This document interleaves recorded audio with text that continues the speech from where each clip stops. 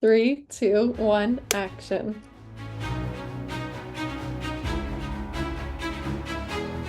Welcome back to episode 22 of As Seen on Screen. I'm Gracie. And I'm Nicole, and this is your source for entertainment news, reviews, interviews, and conversations. You can find us wherever you watch or listen to your podcasts on Spotify or YouTube. Well, welcome back. We are glad to have you here. I don't know We how to. found out we have the same sunglasses in different colors, so I that's the ordered these, and I was asking Gracie for her opinion, and I'm undecided on it actually. So there we go. Um, Welcome back. We have lots of exciting things to talk about this week. Specifically, welcome to spooky season. It is officially. I've been like This is Nicole's observing it for the season. last month, but that's okay. Everyone is now in tune with it. So, we've started this list with some of the more Halloween-oriented news. So, Gracie, what is first on our list today? Honestly, I'm kind of upset about this. Chucky, the TV show, has been canceled, which makes me very upset because although I'm not a huge horror person, I did really enjoy this show and I don't want to say kids, but like the teenagers that were the main part of it because they were also extremely talented, and especially the main actor, Zachary Arthur. I've watched him grow up since he was in the fifth wave. So it's been crazy watching his success with Chucky. And now seeing it come to the end of that is kind of like bittersweet. But yeah, I guess all good things come to an end. But what about, did you watch this, Nicole? I was about to say I haven't seen the Chucky series. It's one of the horror series I haven't actually watched, but I do love the movies. So maybe I'll have to see it now to see this bittersweet ending. Yeah, I'm curious to see how they end it, but I'm sure it will be bloody and gruesome. And Chucky always finds a way to come back, so you never know. This is true. This is true. I mean, come on, we've been making Chucky movies since what, the 80s? Yeah, he is like a little cockroach. He can make it through anything. I love that analogy. I'm using that analogy now. Other news, Maika Monroe has been making headlines a few ways this week, but to start off with something I'm really excited about because I discovered this original film back a few months ago now, and I really liked it. So she is set to star in the remake of the 1992 thriller The Hand That Rocks the Cradle. It stars Annabella Sciorra, Rebecca De Mornay, Matt McCoy, Ernie Hudson, Julianne Moore. Um, so this was a great movie. I love thrillers. I'm a big like as much as I love horrors, thrillers are also just equally as good, specifically from the 90s. And like maybe the early 2000s, but 90s thrillers, they don't make movies like that anymore, and they are so good. But basically this is about a suburban family. The wife has recently had a kid, like the husband and wife has recently had a kid, and they bring in a nanny to help with the newborn daughter. And the nanny is just not who she first appears to be, as you would probably assume where this was going, knowing this was a thriller. So basically, it's just about this housewife navigating the troubles that she's having with this nanny and how these troubles evolve over time. But it is a fantastic film. I will die on the hill that 90s thrillers are the best movies, some of the best movies to see out there. So I'm very excited. And Maika Monroe, I loved her in Long Legs this year. Loved her in Long Legs. So I love her in thrillers and horrors. I'm I'm so obsessed with the fact that our first two people are from the fifth wave. Let's go. Let's Bringing just that talk about the back. fifth wave. Honestly, what an iconic movie. I don't know why, but that movie is like solidified in my brain as I like its own era. I vividly remember. I think I've actually probably only seen it one time, and I vividly, for some reason, remember that one instance that I watched it. But I actually just saw a TikTok like 2 days ago talking about movies that aren't spoken about enough or that like we just forgot about. And The Fifth Wave was the first movie they said. Listen, I was heartbroken when I found out we weren't getting a second one because it is a book series. So when I found out they weren't making that second book a movie, they did them dirty. But like thinking about it now, all the actors and actresses that were in that film have now gone on to do like huge projects. You win some, you lose some. But also with Maika Monroe, Charlie XCX, Emma Corbin, and Nicholas Galitzine. Oh, love talking about my man. They are all in a film called The 100 Nights of Hero, which is based on the book, the graphic novel by Isabel Greenberg. I believe that's how you say it. Yeah. And according to Deadline, it follows a medieval set story that's about two married women who are in love with each other, Cherry and her maid Hero. Cherry's wicked husband challenges his friend Manfred with a bet. If he can seduce Cherry within 100 nights, he can have his castle and his wife. We got some women falling in love with each other and men making horrible bets. So it'll be interesting. I'm not surprised that Nicholas Galitzine is in this. I feel like this is just, it makes sense for him. I am excited to see Micah in this though, and Charlie XCX feels very random to me, but she has been booking quite a few acting roles, so I'm excited to see what this mixture of people actually entails. I was gonna say, when we were putting this list together today, I thought that this was a very odd, like not odd in the way that it isn't, that they won't do a great job, but odd in the sense that this is just a random group of people to put together in this movie. But I am very intrigued, like you said, to see how this plays out. And how, like, I don't think I've seen anything with Charlie XCX, I think. I don't think I've seen her in anything. So I'm very intrigued to see this project and how it goes. It is Amazon, you guys, don't worry. We're keeping the streak of Nicholas Galitzine and Amazon with this film. Like you said, don't worry. Don't worry. Everyone was very concerned. Dude, he pops off in all of his Amazon MGM movies. Be Uh, so real. In other exciting news that I don't think many people assumed was coming. I don't know if people saw this coming, but Lady Gaga released a companion album to her new film that's coming out this Friday, Joker Folie à Deux, titled Harlequin, which was released last week on September 27th. It is a jazzy album. Um, she, sings Frank Sinatra, Judy Garland, Tony Bennett, but then she also has a few original songs of her own. She is actually referring to this as 6.5, as in her 6.5 album. She has a new full Lady Gaga album coming February of next year. So this is the first new release album we've heard from her since Chromatica in 2020. So I have listened to a few songs on it and I really enjoyed it. This isn't like totally my style of music, so that's why I haven't listened to the full album yet. But I have enjoyed what I've heard from it. You can't go wrong with Lady Gaga. I think that's very cool of her to do. Especially obviously since this is right up her alley. Yeah, and we're filming this on October 1st, so Joker 2 has not come out yet, but we have heard from people who've gone to see early screenings of it. Uh, Mixed reviews so far, I would caution to say. So I'm interested to see what we both think of it when we see it. Yeah, I mean, this is very Lady Gaga-esque of her to do. So it's not like, don't get me wrong, I was still shocked. Like, I'm pretty sure I sent this to you and I was like, wow, what an icon. Yep. Um, I have listened to a few of the songs as well, and I think it's just so breathtaking the way she gets into the character's head and can perfectly write all of these songs relating to the movie without it being in the movie, as far as we know. So it's interesting.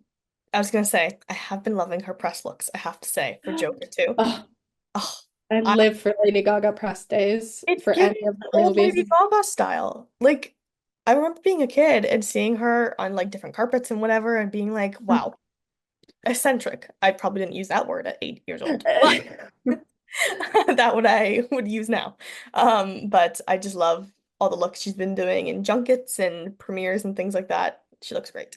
Her outfits always pop off though, like A Star is Born, House of Gucci, Yes. even album promotions. Yeah. She kills it. So Nothing's ever beating a meat dress though. no, no, it is not. But moving on away from spooky stuff for a second, Travis Kelce is on TV. I mean, obviously for grotesquerie, but we also have Are You Smarter Than a Celebrity, which is coming to Prime Video October 16th, and it's hosted by the Kansas City Chiefs tight end, Travis Kelce. This is basically a spin-off of the show Are You Smarter Than a Fifth Grader? For Love those of you who didn't catch that reference. it. And he's welcoming a bunch of celebrities in to help them answer 11 questions for a wide range of subjects pulled from elementary school curriculum. And they basically just want to win a cash prize. I have to say, I did love watching Are You Smarter Than a Fifth Grader when I was younger. I had the board game for it too. I don't think I was ever smarter than a fifth grader. Literally, to this day, I am not smarter than a fifth grader. Like, I watch that show and I'm like, I don't know the answers to these. Like, where are you pulling these fifth graders from? Which fifth graders are these? Name 10. But I think it's funny when game shows do this. Like we have obviously Celebrity Family Feud, that's been around for a long time. So many game shows, I think, too, are not so many, but there's quite a few game shows that are celebrity focused. And I think it's funny. I think on the Instagram post that I saw, the caption was something along the lines of celebrities struggle with geography too. Um, I don't know. It's funny because it's funny to see celebrities taken outside of their element and put into a Mhm. game show like this. And I think Travis Kelce will do a very good job of hosting the show too because he has that charisma.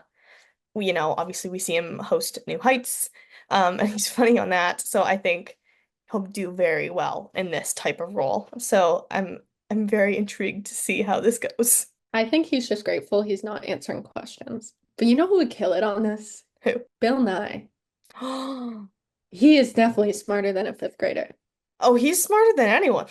Exactly. So he's a celebrity. He is smart. Get him on this. Okay, yeah. I like where you're going with this. Who else would be like an ideal? I'm trying to think now. Who would be really good? You know what? Selfishly, I feel like Taylor Swift would kill it. I was just about to say, I think Taylor is a very smart individual, and so obviously, if if she goes for it, imagine the views that these I was people just gonna say in the Prime would get. ratings, the Yeah, views that the Swifties and myself would give. I think she's a smart individual. So I can see her like killing yeah. it on there. Jack Jack Black Black, yeah, could be on he'd this kill show. it. Would he be the best? Probably not. He But would be so funny. he'd be comedic.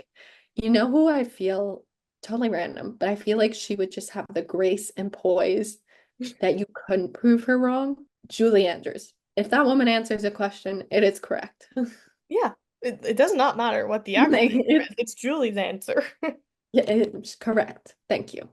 I need to see the cast of Desperate Housewives on this show because, but like in character as the four main characters. But please, Desperate Housewives fans, tell me that would not be hilarious if you had Lynette, Bree, Gabby, and Susan competing in Are You Smarter Than a Fifth Grader? That would be great. I would love that. Let us know who you want to be on this show because I think that would be a really funny conversation. We have some exciting news over on Disney that I'm looking forward to. I think you're definitely looking forward to, and I'm sure a lot of people are looking forward to. We finally have a release date for Wizards Beyond Waverly Place coming out on Disney Channel October 29th, and then the next day on October 30th, going to streaming on Disney Plus. Um, I think this has been very much a long-awaited series for many people since its announcement earlier this year. Very intrigued to see what they do with this. As a fan of Wizards of Waverly Place, I'm kind of sad in a way because this is not going to be like the original. I'm glad David Henry is in it. Obviously, I loved him. I love Justin. So at least we have him, and Selena Gomez is coming for the first episode, right? I believe it's just the first episode, so we have Alex on there a little bit too. I'm excited to see if they have any surprise guest stars. Our girl Harper, since she does the podcast with, I can't remember the dad's name in real life or her name Yeah. in fact, but maybe they'll be on it too. Yeah. I saw a picture of David Henry and the guy that plays Mason on set. So I'm like, oh, we getting some rekindled love with him and Selena here, or what's going on? I don't know. Wizards of Waverly Place is so near and dear to my heart. Like, it's so perfect. I mean, if I watch back now, I'm probably like, wow, we really thought this was peak. But it's iconic. It's it just reminds me of like childhood. So as happy as I am for this, I'm also super stressed because I don't want them ruining something that's already so perfect and has such perfect like time capsule view of it that you can just keep watching it and enjoy it rather than the ones that keep making sequels and prequels and whatever just to get the fan base back in. But Selena and David are the executive producers, so I don't think they would steer these characters wrong. True. I think they definitely care too much about them to Mhm. not do this justice. Steering back to horror for a second. Sinners, directed, written, and co-produced by Ryan Coogler. We have seen our first poster for this film. It is scheduled to come out next year on March 7th, 2025. Stars Michael B. Jordan, Haley Steinfeld, Jack O'Connell, and many other very talented actors and actresses. Our only hint of the premise so far we've had from Warner Brothers Picture, trying to leave their troubled lives behind, twin brothers, played by Jordan, return to their hometown to start again, only to discover that an even greater evil is waiting to welcome them back. What were your thoughts when you first saw this poster? Honest, I was very confused. I hadn't heard a lot of this before the poster and the trailer came out. Isn't it, aren't they vampires? Or did I forget about that? Is Yes, that development says Sony, Warner Bros., and Universal were in a bidding war to acquire the distribution rights to the film. The script was described as a period genre vampire film. Warner Bros. Yeah, I think I saw it on Instagram somewhere that he was a vampire, and I was like, this seems like a very strange mix of a film because you have like these family aspects that you're thinking of just from the description, and then kind of horror-y aspects, but then you get into not sci-fi, but oh, what's it called? Mythical, like that type of thing. So I think it'll be interesting to see what happens. I mean, I have no thoughts about it right now, like expectations, just because I'm still kind of lost on the plot. But all of the cast is phenomenal actors, so I have no doubt that they put their heart and soul into this. Moving on, we talked about The Boys a few episodes back, but now there is an update for season 5. Divvy Diggs will be joining the cast officially. Not quite sure who he's playing right now since everything is in early development for the next season and the final season, obviously. But I'm enjoying that they're still bringing in new people, still keeping people on their toes with plot lines and who's doing what. So I don't know. I was kind of shocked that they announced new casting, especially for the last season, but it's the boys. They do what they want. Speaking of the boys, Gen V was actually filming in Newmarket last Monday. Yeah. Love them. I probably never mentioned this ever. I live in Newmarket. This is the significance of Newmarket. Crazy, bro. I didn't know they filmed there. Wow. Yeah, they took pictures and fans of the set realized that it was connected to Gen V because it was the Steuben Community Library. They put a big sign up on one of the buildings on our main street. What's next? Because I know you're excited about this. Yes. Okay, so last week, Reese Witherspoon and Prime Video posted a video about the upcoming Legally Blonde prequel series, Elle. They're doing an open casting call for the role of Elle Woods, which I think is really exciting. Obviously, this doesn't happen too much, and I definitely looked up the requirements for this role, and I Love definitely it. thought, should I send a video in? I didn't, everyone. Don't worry, because if You anyone should. on what grounds? On being a fan grounds. Come on, Nicole. Live a little. It's funny because I remember seeing all those videos when Maitri, who plays Davy on Never Have I Ever, because she had never acted prior to anything, and she sent in a tape as a joke with her friends. Now, obviously, she's a talented actress, and I am not, so this is the difference here. But, Think um, of how many actors just submitted videos and got like Miss Marvel. Walker Scobell. I mean, he had a bit of training, but like he threw it out there because he wanted to work with Ryan Reynolds. This is true. You could do it, girl. You have the passion. If anyone actually is interested in applying to become Elle Woods, you can go to findingelle.com and it has all the requirements for you on there. It is shooting tentatively at the moment between April to July in Vancouver, BC next year. Videos are due no later than October 25th of this year. You have to send in a scene video of yourself and then a slate in a separate clip talking just about your name, height, where you're from, 30 seconds, why you would be a great Elle Woods. There you go. If you want to be the next Elle Woods, Have at finding it. Elle. I'm honestly shocked they didn't go with her daughter. That's what everyone said. Maybe she'll send in a video. Could you imagine? That would be funny. Moving on, The Dink, which is an upcoming pickleball movie starring Jake Johnson alongside Ben Stiller, Mary Steenburgen, Ed Harris, and Andy Roddick, has been announced. And I'm loving the fact that Ben Stiller is back in these roles. Like, I think we really convinced him at TIFF that we liked him in movies. Because this man is starting to become booked and busy, and I'm here for it. But I am also confused. Why a pickleball movie? Well, we already have a ping pong movie, Marty Supreme, in the works with Timothy Chalamet, A24, so it only makes sense in this era of pickleball supremacy that we're also getting a movie about pickleball. Also, a fun fact that I just looked this up because I was trying to find more information about it, but the Dink is actually a pre-existing pickleball company. Stop it. So we're making a movie about a pickleball company? I don't know, but so if you go on to thedinkpickleball.com, This is gonna be like the social network, but for pickleball. literally, so there's like news and stories happening in the world of pickleball. There's also Pickle Pod podcast that you can also find on this website and YouTube.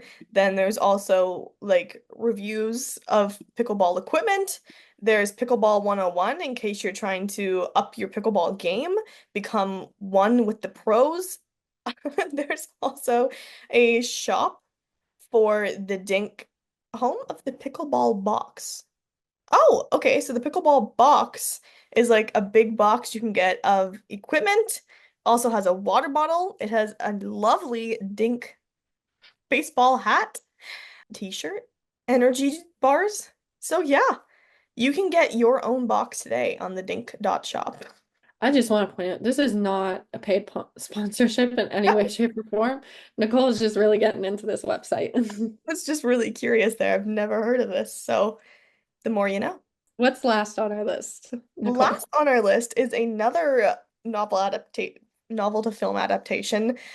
East of Eden is a limited series that has received the green light from Netflix, starring Florence Pugh. It is based on John Steinbeck's 1952 novel. Um, so I believe what I was reading earlier, this has been a possibility from Netflix for a little bit now, and they finally gave it the go-ahead for this limited series. And I feel like we're also entering a little bit of a Florence Pugh era here with We Live in Time coming out very shortly.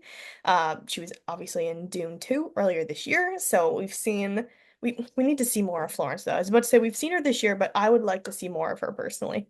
I love Florence Pugh as an actress and as a human being, but she's just amazing. So yeah, Gracie also just made a face, and I love when this happens. So We Gracie, should tell us really what make a compilation of every time I make a shock face.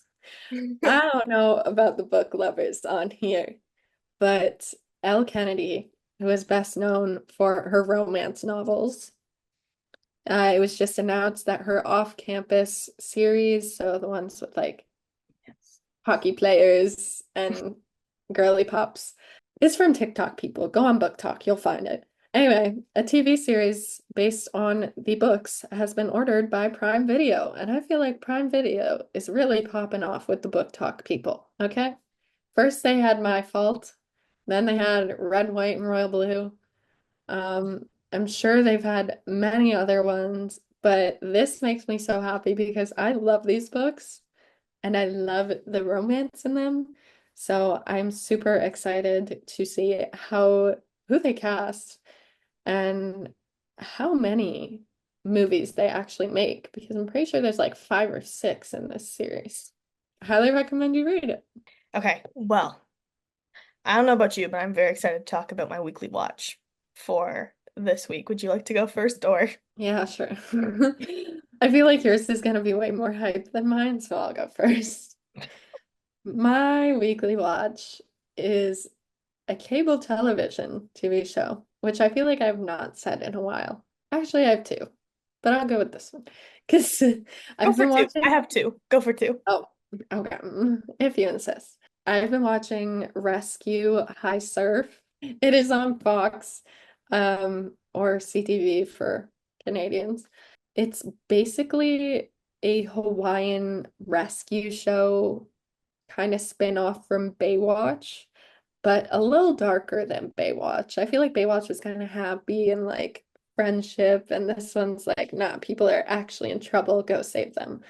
The acting itself is pretty good. The series stars Ariel Cabell, Zoe Kypres, Adam Demos, a bunch of other smaller named actors ranging from big to small, but they are all super talented. They give great performances.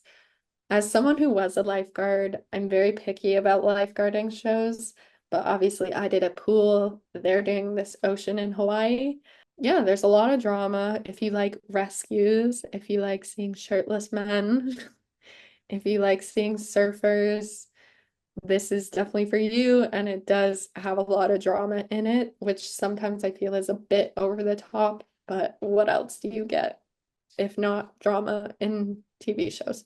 Second, I've been watching Tell Me Lies, and Nicole and I have been talking so much about this because I have mixed feelings on this show where one minute I'll really enjoy it, the next minute I'll hate it because it just is so sad at times. But once again, the acting is amazing and so believable.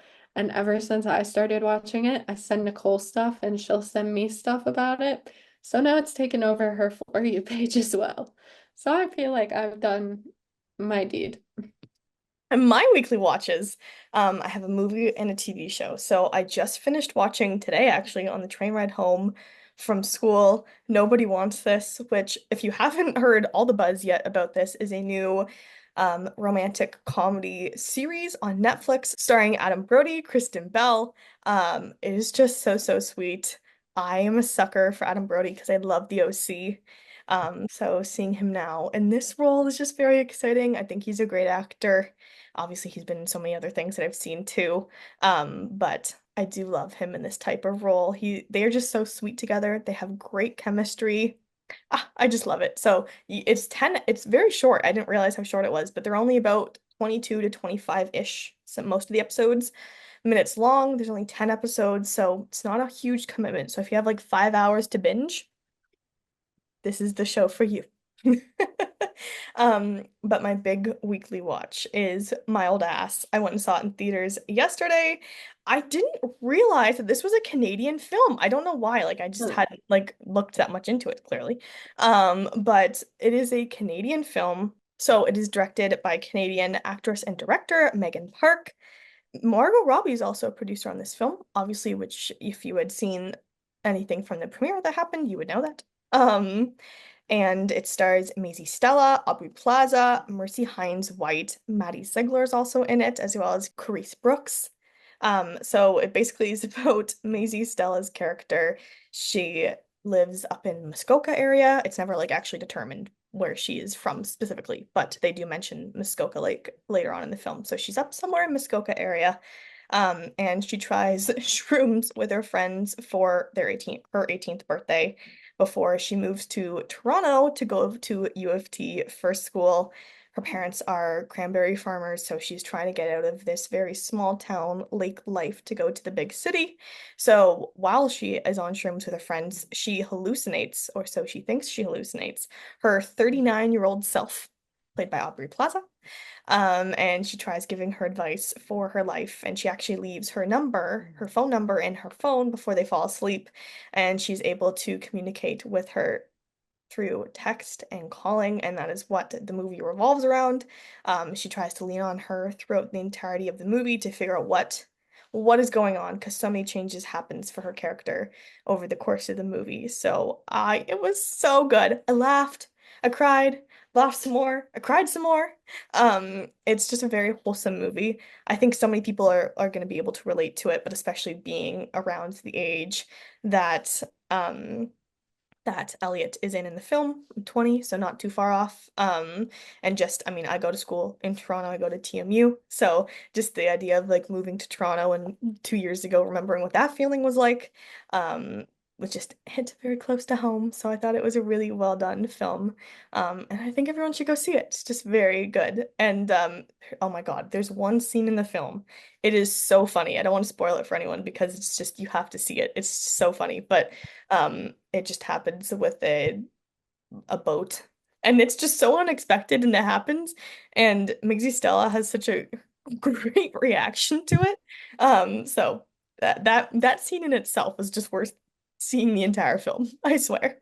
What was your song of the week? Song of the week is a new one from Cody Johnson and Carrie Underwood called I'm Gonna Love You. They released it on September 27th. Going back to country, I feel like I haven't said a country song at least in a week. I don't think last week. At least. So that is my song of the week. What is your song of the week? I feel like I've already said this as a song of the week, but I'll say it again because I love it. Um, Timeless, Megan Trainor, because I just went to her concert the other day and I had the best time of my life. And she sang this song straight to me. So it is in my heart now as a memory. Well, it is that time of the episode. What are our upcoming releases? I think we have quite a bit to go to through this week. Starting off strong, we have October 3rd. I know you're excited to see this one again, but Hold Your Breath is coming to Hulu and Disney Plus. Yes, I saw this at TIFF. Stars Sarah Paulson. It is a horror. Um, It is a horror. it is a horror, hence why I saw it and Gracie did not. Mhm. Um, but this is a great watch. It's definitely unique for sure. I love the idea that went into this film.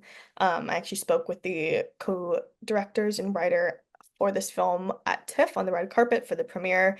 And they were just so insightful, and I loved hearing from them about what went into this film, what was the thought process, and how it kind of changed over time as they were creating this movie. So you should definitely see this on Hulu or Disney Plus, depending on where you are. But that's an exciting one to see for sure. Yeah, we also have House of Spoils, which is out on Prime Video also October 3rd, which stars Ariana DeBose. Then we also have Salem's Lot coming to Max on the same day, October 3rd. If you have not already realized, there is a pattern here for horror films coming out soon. This is a supernatural horror. It is based on the novel Salem's Lot by Stephen King from 1975. It stars Lewis Pullman, Mackenzie Lee, Bill Camp, and so many other talented individuals. But basically, the premise is this writer returns to his childhood home of Jerusalem's Lot in search of inspiration, only to discover his hometown is being preyed upon by a bloodthirsty vampire, leading him to band together with a rat tag group to fight it. That was based on the Wikipedia page for Salem's Lot. But yeah, so that's very exciting. I heard some interesting reviews of it from, I believe it was at, I'm trying to think, Beyond Fest back a few weeks ago. So I'm excited to check that one out. Yeah, I mean, going away from this spooky, scary, I am so excited for Heartstopper season 3, which is coming to Netflix also on October 3rd. I love this series. I love all the actors in it, and I love a good romance, especially when it's spooky, scary season. So, I'm very excited for this next one. Law and Order is coming back with its 24th season. Law and Order SVU is back for its 26th season on NBC on October 3rd as well. Their season premieres.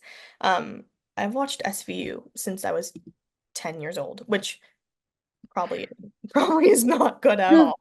Um, like for years, my mom would like walk into the room and I'd be watching it on the W channel. She'd be like, "No, What are you doing? I feel like no." everyone in Canada really did that. Literally, it played every single weekday for at least 6 hours a day, pretty much on the W network for most of the year. Of course, I watched Mhm. it. But genuinely, I love this show. It's one of my favorite all-time TV shows, so I'm very excited to tune into this one.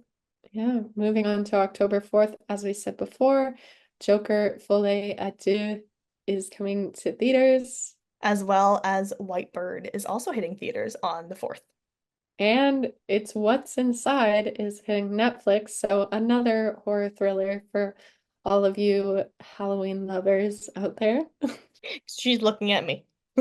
I'm looking directly at Nicole. And then skipping ahead a few days to October 7th, we have, okay, they've been making headlines over the past few weeks because of the series that's on Netflix. Monsters, the Lyle and Eric Menendez story came out a few weeks ago, I believe, on Netflix. And they creators have been a little bit under fire from the Menendez brothers because they are claiming that it is not accurate to what actually happened to them. If you aren't familiar, the Menendez brothers are in jail for murdering their parents.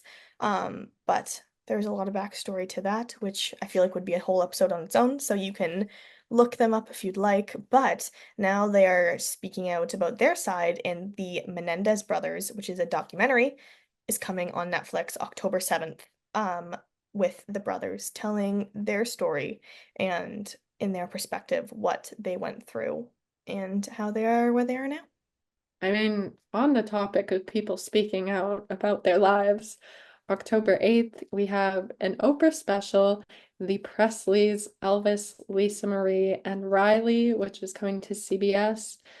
I honestly could not tell you if this is going to be about the drama that went on with the house or their actual family life, but the Presleys have been in the news for a long time, obviously since, well, even before Elvis's passing, but especially after. There was a lot of family drama about who would get his estate, who would get his records, stuff like that. So I'm interested to see how Oprah sets up this interview and what the topic is. Yeah, it'll be interesting to see Riley Keough's perspective on Mhm. this because I think being the granddaughter to Elvis would be it's just gonna be interesting to see her perspective on her family life. I mean, obviously she didn't know her grandfather herself. Lisa Marie sadly passed away in 2023.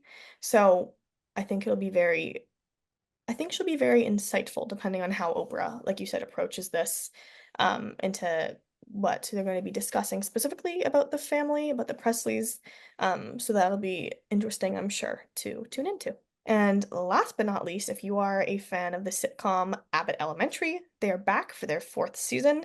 The season premiere is happening on ABC on October 9th. Yeah, we got a lot of good ones coming up this holiday season. I feel like holidays used to describe Christmas, so I really want to say like spooky season, but Yeah. I can't keep saying that.